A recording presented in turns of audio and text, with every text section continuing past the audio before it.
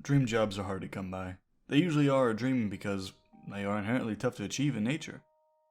I'd always wanted to be a professional football player, but I was cursed with the issue of not being very good, so the only time I spend on the football stadium these days is to watch my beloved AIK football.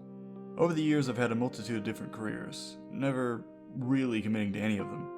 I've worked as a dishwasher, a garbage man, a gas station attendant, and a delivery driver. But none of them ever kept me around for long. Honestly, I started to feel like I'd be stuck in a pattern of jumping between jobs, and eventually I would just retire, but that wasn't until I found my current job. Or maybe it found me. My name is Felix Argento. I am from Stockholm, Sweden. I was born to a Swedish mother and an Italian father. I am exactly 6 foot tall.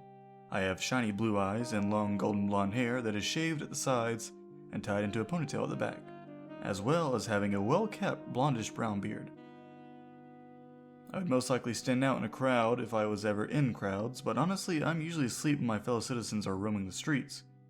And when they are tucked safely in bed, I'm out and about doing my job, for I am an undertaker.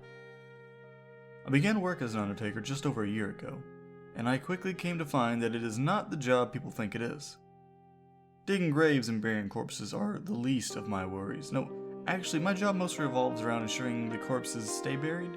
You see, people don't take kindly to being dead, especially if you didn't make it up into the clouds, so they try to claw their way back into the land of the living, or they get forced back by nefarious and often narcissistic necromancers. But whatever the reason, it matters little to me. What matters to me is putting them back where they belong. For good. Armed with 2 Viking-style hand axes and a Remington 870 pump-action shotgun, I clock in at nightfall every nightfall, and protect the people of Stockholm, Sweden from what goes bump in the night. And they never suspect a thing. Tonight was a quiet night to start. I had no paranormal episodes to worry about, and I only needed to dig 2 graves. After finishing up grave 1 and taking a short lunch break to eat my chicken and pastrami sandwich, I trotted on over towards grave 2. It was on the other side of the graveyard, so I decided to hop on my e-scooter and glide along over. Now, some may say it is disrespectful to drive a scooter along through a graveyard, which I would respond to by saying it is disrespectful to drag your rotten corpse out of a beautifully dug grave that I put a lot of work into. I was digging away at grave 2 for around 15 minutes when I decided to take a small cigarette break. I struck the shovel into the dirt, wiped the sweat from my brow, then grabbed my cigarette. I had only just lit it up and taken the first sweet drag of lung-destroying goodness when I heard a familiar sound of a raven's gurgling croak. Moments later, my coworker Ralph would swoop down and perch himself onto the handle of the shovel. "Hey there, Ralph. Got something for me?" I asked the bird while exhaling some smoke. Ralph's purple gemmed eyes shone in the night as he lifted his right wing and pointed in the direction behind me. Ralph was my guide. He was imbued with arcane magic that made him a magnet to darkness. If a ghoul, specter, wraith, or beast was going to rear its ugly head tonight, Ralph would know. "Okay, buddy. You lead the way and I'll follow," I said while climbing out of the grave, throwing on my jacket and strapping my weapons. Ralph flew low enough for me to easily follow through the graveyard. He brought me through the multiple aisles of the graves before we reached far north corner of the cemetery. Nothing was immediately noticeable, but just as I lit up a fresh cigarette, I began to feel some light shaking beneath my feet, followed by a rumbling noise. In an instant, a Byzantium-colored light shot from out of the crack in the ground and knocked me off my feet. As I picked myself up and dusted myself off, a grave opened up. The grave belonged to Sophia Strongheimer, who had died on the 18th of April, 1997. A skeletal hand was first to show itself, bursting up and out of the grave, followed closely by another. Once both arms were out, they pushed down on the ground and pulled the rest of the body up.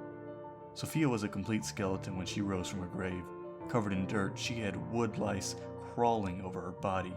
A spider struck a web on her rib cage, and a centipede crawling out of one eye socket and into the other. She was also strangely surrounded by a mysterious purple energy. She slowly lifted her arm and pointed it towards me before shrieking loudly. As she did, the purple energy came together at top of her hands and shot out towards me. I dove quickly to the left as the blast blew a slight hole in the ground next to me. I took one axe out of my belt and threw it towards her, clocking her right between the eyes. The blade was stuck in her skull, but it did little more than snap her head back and annoy her, but that was all I needed. I dove towards her and rolled across the ground, making up a good distance as I grabbed the shotgun off my back and blasted her body, blowing her to pieces. Her remains lay scattered on the ground as I pulled my axe out of her skull. "Well, that was pretty easy," I said to Ralph, who had perched himself on a gravestone nearby, sculpted like a cross. He croaked and cawed at me in disagreement before a large shriek went off behind me, and I turned to witness Sophia's skull begin to grow its skin back and reanimate. First, the skin grew outwards like grass, then a sharp pointy nose was formed, followed by glowing green eyes and a large tongue that rolled out of her mouth and onto the floor. The head continued to scream towards me as 8 large, raptorial legs grew out of the bottom of her head, propping it up into a disgusting, human-headed insect. I stood shocked for a moment, but I sprung into life as the insect leapt towards me. My delayed reaction cost me as the beast sliced me across my right arm, tearing my jacket sleeve and cutting my bicep open. The resulting injury caused me to drop my axe, but I had no time to rest as the parasite spat acid towards me. This time, I was quick enough as I rolled out of the way into safety. The beast was fast, and it took no breaks as it bombarded me with attacks, switching up between acid spitting and leaping at me with its razor-sharp limbs. Without a full use of both arms, I found it quite difficult to handle the monster. I took a few steps back after one attack and readied myself for another. I breathed heavily as it leapt at me, perfectly timing its jump and slicing 2 legs off with one swoop of my axe. The beast tumbled to the floor, unable to stick its landing, and I pounced on my opportunity, leaping forward at the freakish monstrosity and slicing downwards with my axe. It dodged, however, jumping to safety before immediately using the velocity of the jump to push off the 6 remaining legs for a counterattack. I had its timing down to a T, though as it soared at me with its maniacal tongue flailing in the air, I threw my axe towards it, meeting it halfway and splitting the fiend in half. Both halves burst into flames and disintegrated before reaching the ground. I lay on the floor, composing myself for a few minutes before standing back up, collecting my weapons and heading for my makeshift office in an old-school shed, so I could stitch myself up before I fainted from blood loss. When I reached the shed, I could feel something was off. A cold air surrounded the area. My heart began to race in my chest as I struggled to breathe. I grabbed my axe in my good hand and kicked the door open, but to my surprise, nobody was there. I let out a large sigh in relief, but it was premature. "Worried about unexpected visitors?" said a voice from behind me. I spun immediately on the spot with my axe tightly gripped in my hand, only to be met by a tall, skinny man with long, white, flowing hair. He wore an even longer gray coat that touched the ground. "It looks like my little beast caused you quite the trouble, Felix," the white-haired man said, prompting me to lift my arm and fling my axe towards him. However, to my dismay, he caught the blade and threw it back towards me, hitting the wall of the shed to the left of me. "We'll dance. Soon, but not yet. You better bring better moves than that," he said before flicking his fingers on both hands and vanishing into a cloud of white dust.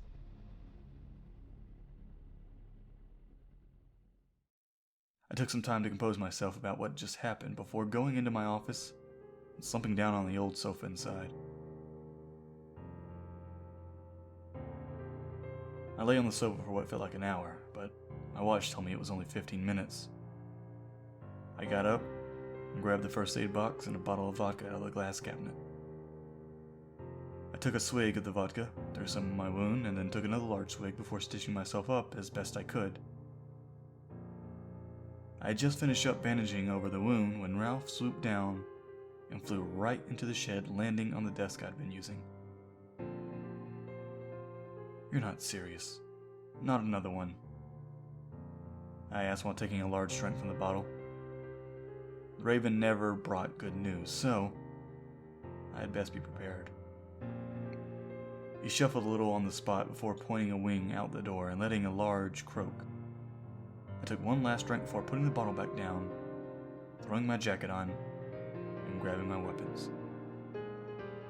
Right then, let's go.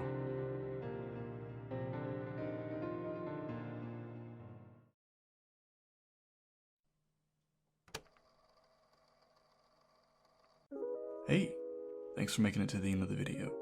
I really appreciate it. If you wouldn't mind leaving a like and subscribing, that'd be great too. Also, be sure to check out the names below, as they are my Patreons and they help keep this channel running. Finally, Halloween is getting very close, and you know what that means, so stay tuned. Once again, thanks, and I'll see you all very soon.